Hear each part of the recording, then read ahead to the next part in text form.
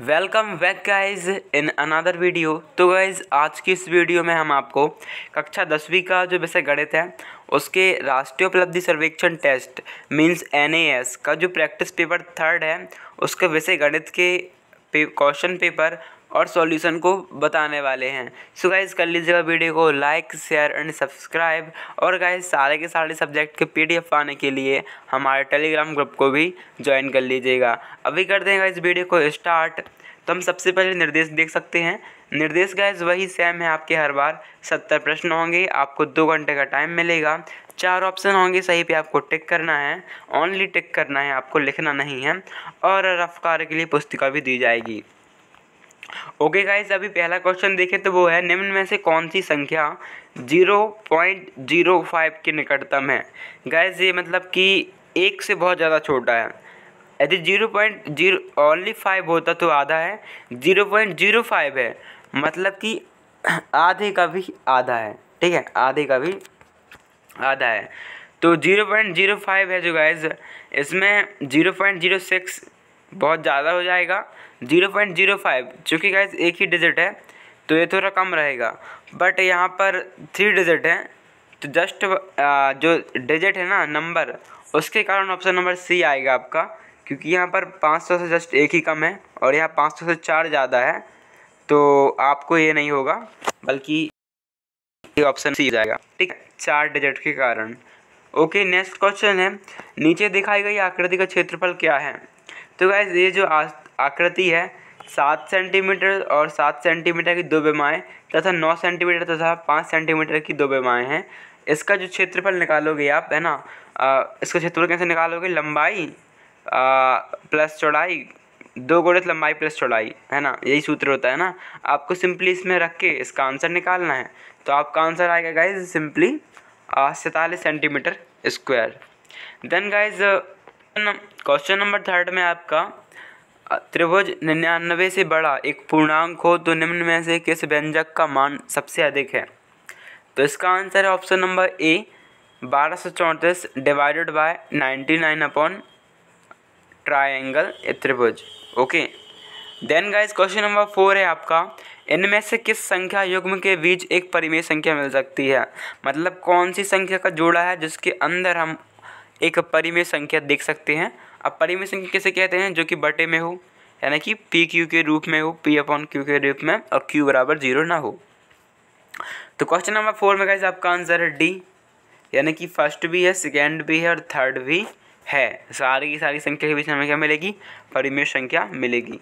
Okay, 5th question है आपका दिखाए गए चित्र में PQRS एक समांतर चतुर्भुज और RSTU एक समचतुर्भुज है। ठीक है, एक समांतर है जिसकी चारों भुजाएं समान होंगी, सम है जिसकी 2 भुजाएं समान होंगी। तो यहाँ पर आपको QPS दिया गया है, आप देख सकते हो, ये है हमारा इतना ट्रायंगल जो बन रहा है QPS। ठीक है, ये है 66 अंश का। और तो आपको यहाँ पर RTU भी दिया गया है, इतना है RTU।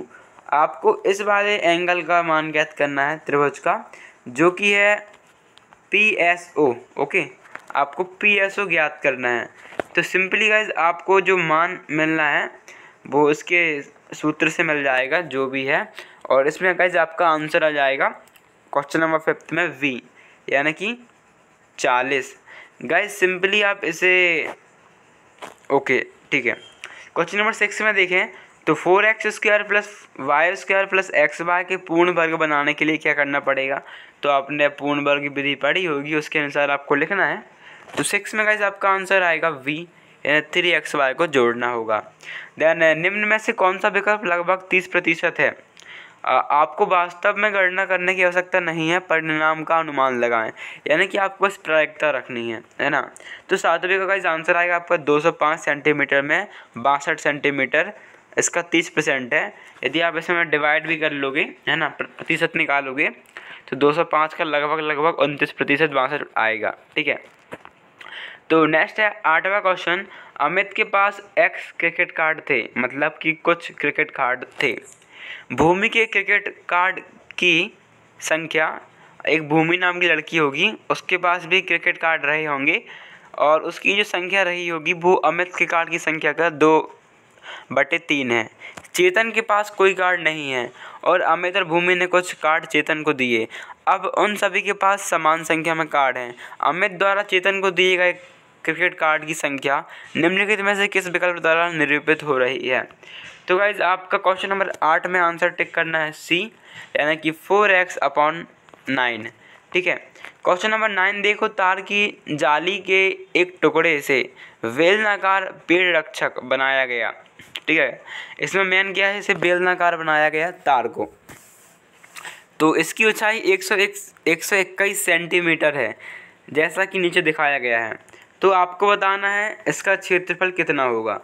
ठीक है, तो ये हैं आपकी दो भुजाएं, आपको सिंपली इसमें फॉर्मूला अप्लाई करना है। ठीक है, 2 गुणित लंबाई प्लस चौड़ाई का, जो कि क्षेत्रफल का शायद सूत्र होता है, कन्फर्म कर लेना एक बार, तो उसी में। ओके, तो 9th में गाइस आपको आंसर टिक करना है ऑप्शन नंबर बी, यानी कि 346.5 वर्ग सेंटीमीटर। ठीक है। क्वेश्चन नंबर 10, यदि 1/x is equal to 4 divided by 3x - 7 तो x is equal to what. तो आपको 10 में गाइस ए टिक करना है -7। ओके, देन गाइस नेक्स्ट बढ़ते हैं 11 की ओर। तो गाइस आपका 11 में आंसर हो जाएगा ऑप्शन नंबर वी, यानी कि 200। ठीक है, 200। 12वां क्वेश्चन, यदि m एक प्राकृत विषम संख्या को निरूपित करता है तो निम्न में से कौन सा व्यंजक एक सम संख्या है। तो गाइस यदि m एक प्राकृत विषम संख्या को निरूपित करता है, ठीक है, यानी कि 3, 5, 7 कुछ भी, तो व्यंजक में सम संख्या क्या है। तो आपका गाइस सम संख्या होगा सिंपली 12वें में d m² plus 99। Okay guys, 12वें के बाद 13वें क्वेश्चन में बढ़ते हैं। तो क्वेश्चन नंबर 13 है आपका, नीचे दिखाई गई रेखा जो संख्या रेखा है उसमें q इज इक्वल टू -3 -4 का मध्य बिंदु है। तो गाइज आपको 13 में टिक करना है option number B. Okay, then question number 14 है आपका। तो 14 में एक स्कूल में कक्षा 9वीं और कक्षा 10वीं के विद्यार्थियों का अनुपात 3:2 है। तो 3 है 9वीं का, 2 है 10वीं का।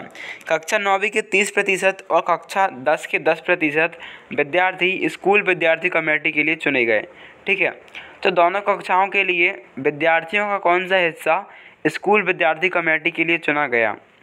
तो गाइज आपको 14 में टिक करना है option number A, 11/50। Okay, question number 15 देखें तो, यदि p एक पूर्ण संख्या हो तो निम्न में से कौन सा व्यंजक के पूर्ण वर्ग और पूर्ण घन दोनों हैं। तो गाइस 15वें में आपका आंसर है C, p³ divided by p-3। Okay, 16वां क्वेश्चन है, नीचे दिए गए समीकरण को देखें। तो आपको समीकरण को अच्छे से देख लेना है पहले। अभी गाइस इसमें आपको जो आंसर टिक करना है दूसरे समीकरण को सही करने के लिए, वो है गाइस ऑप्शन नंबर बी, यानी कि 5.678। क्वेश्चन नंबर 17 देखें तो 17, बेलनाकार और घनाभ के आकारों के पात्रों की ऊंचाई समान है। तो आपको इस बेलनाकार पात्र का 1/2 भाग और घनाभ का 1/3 पानी से भरना है, जो कि भर गया समझ लो। आधार का क्षेत्रफल 154 वर्ग सेंटीमीटर है। तो घनाभ के पात्र के आकार का क्षेत्रफल कितना है। तो गाइस 17वें में आपका आंसर होगा ऑप्शन नंबर सी, यानी कि 231 वर्ग सेंटीमीटर। देन गाइस आपको 18वां जो है, 18वें क्वेश्चन में भी सी आंसर टिक करना है।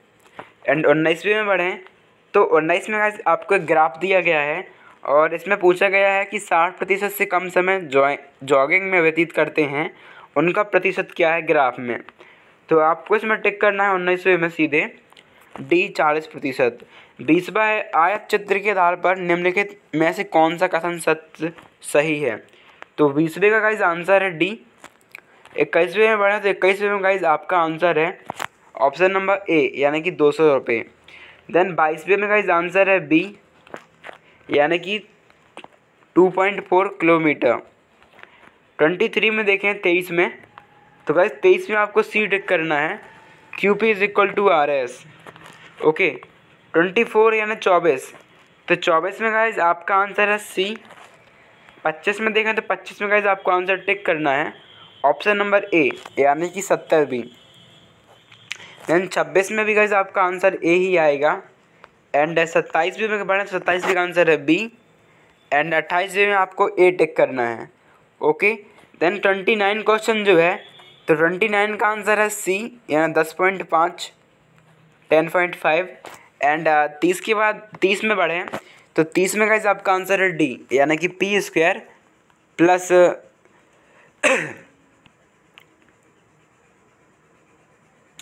P square plus 1। Okay, then guys हम बढ़ते हैं क्वेश्चन नंबर नेक्स्ट में, वो है 31।